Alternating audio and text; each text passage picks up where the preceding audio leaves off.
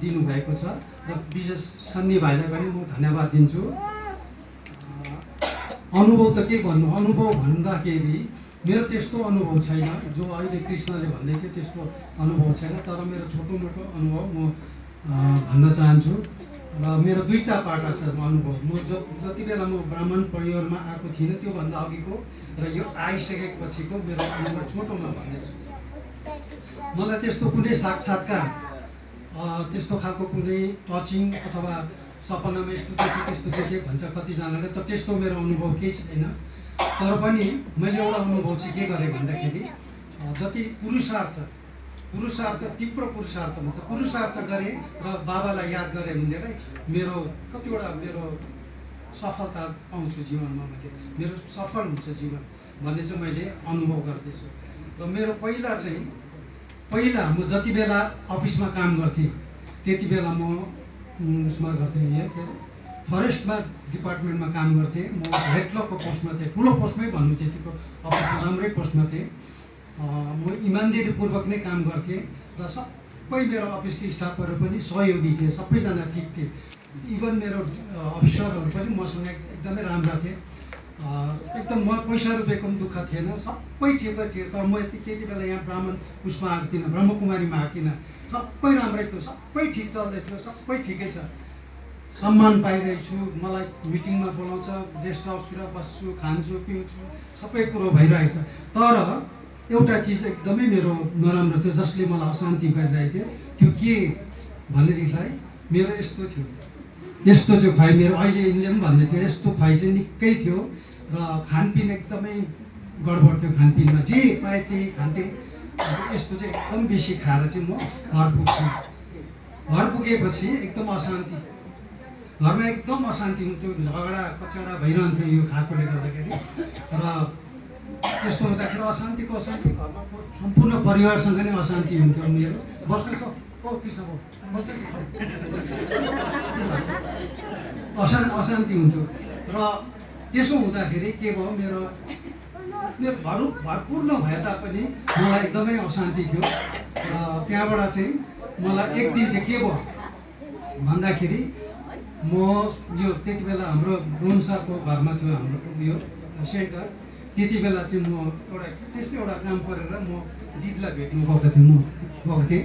दिदीलाई भेट्ने बित्तिकै दिदीले मलाई भित्र हाल्नुभयो र त्यहाँबाट मलाई अलिकति ज्ञानहरू अलिअलि दिनु थाल्नुभयो। उहाँले भन्नुभयो 7 डेज कोर्स गर्नुपर्छ भाइ र तपाईँ भोलिदेखि आउनु सक्नुहुन्छ भन्दा चाहिँ सक्छु भने मलाई कसैले लगेको होइन सेन्टरमा, म आफै गएको।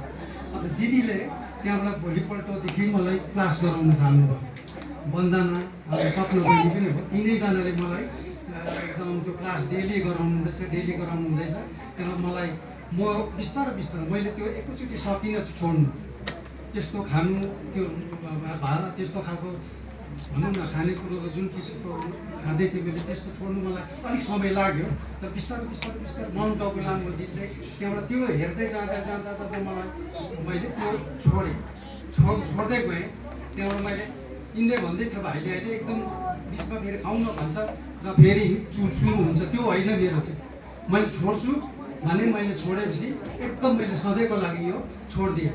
छोडेर म एकदम त्यहाँबाट सेन्टरमा गएको दिदीको पाल्नामा म हुर्केको बढेको छु। तिनैजना उहाँहरूले नै मलाई माथि ल्याउनु भएको गर्नुभएको। शिव बाबाको निमित्त उहाँहरूले नै मलाई त्यो बनाउनु भयो। र अहिले आएर चाहिँ म रेगुलर क्लास गर्छु। अन्तखेरि बाबाको श्रीमतमै चल्दैछु। खानपिन एकदम पक्का छ।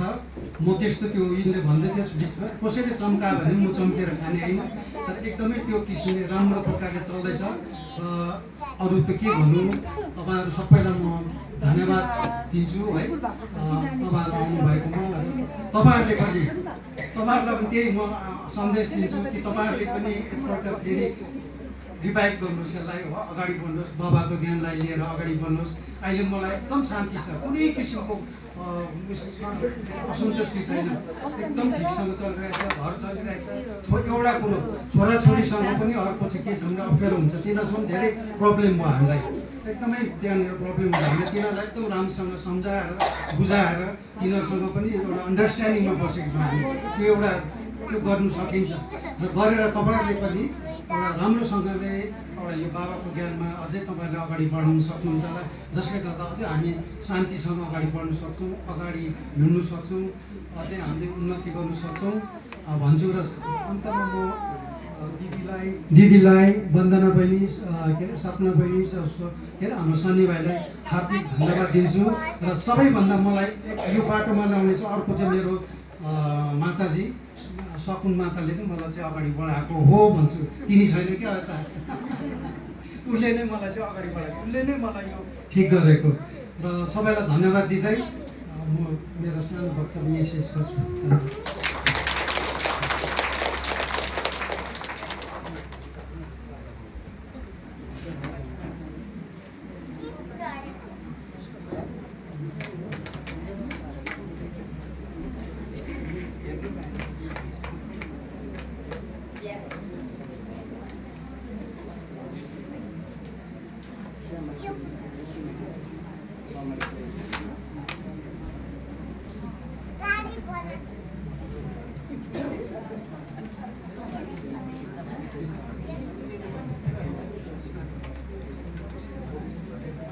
ओम शान्ति।